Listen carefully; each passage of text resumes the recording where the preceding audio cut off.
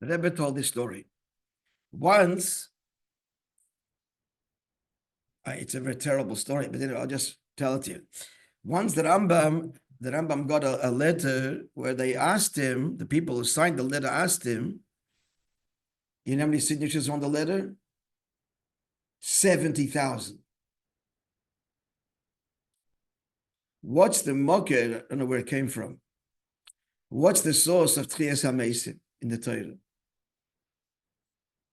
And even though Chazal learned it from various psukim, Oz, Yoshim, Moishe, and so on, still, all those psukim could be explained in another way.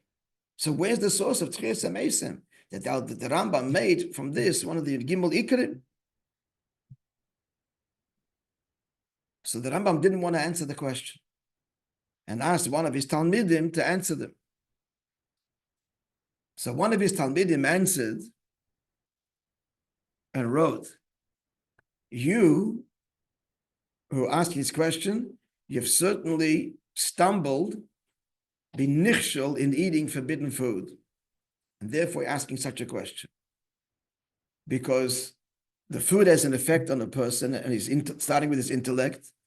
And if he eats refined food, kosher, then his seichel is refined and luminous. But if a person, God forbid, eats forbidden foods, it's metamtem, it blocks the seichel, a coarse intellect. And therefore, he concludes in his letter to them, how do you expect to understand what Chazal understood when your seichel is so verstoppt, blocked? It's a horrible story. And the Talmud concluded, you're asking for punishment. Atem mu'odim lepuronis. Gewalt. A short time after that, a king arrived with a big army and there was a massacre. The ones that survived came running to the Rambam and they did tshuva.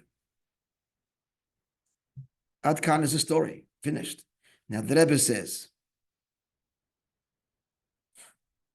not only food, that's a heavy story, friends. I mean, it says Biramidis now, right?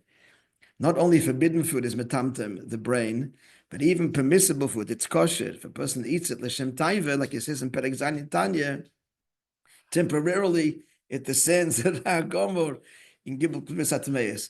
This was from a Fabrengen of Tavshan Yud Gimel, in 1953. It's not a story that I would say in the later years, but in the early years. Huh? Maybe it's a comment for Bereshishi. It's still the bridge to Deir HaShishi, yeah. Okay, the main thing for us, I told you many times, the first step in eating, obviously it's kosher and chol v'yisrael, they go to that saying, but the first step in eating, with the edelkeit, is to not be fussy about the food and to compliment and to thank your wife or the one that made it. That's the first step. Or your mother, wherever it is. That's the first step. Father. Or your father, if the father made the food. Yeah. And not be fussy and critical. Ask Gesundheit. Okay, it's a Deir HaShishi story. He says, I've heard this at Tzadikim. We're talking about it's a Tzadikim, right? So, all right, friends, a wonderful day.